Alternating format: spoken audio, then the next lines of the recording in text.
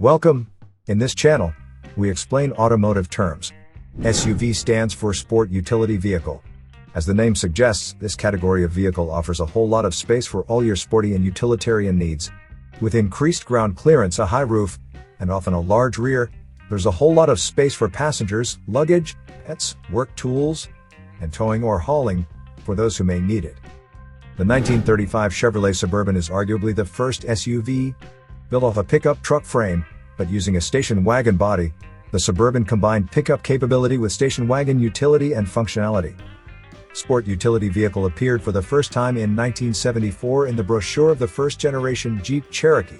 The 1984 Jeep Cherokee XJ is considered one of the first modern SUVs that was named as such.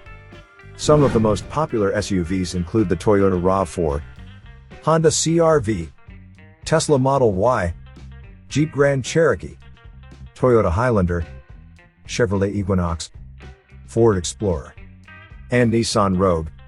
To save more money on car expenses, claim a free engine code eraser by clicking the link here or at the description link below.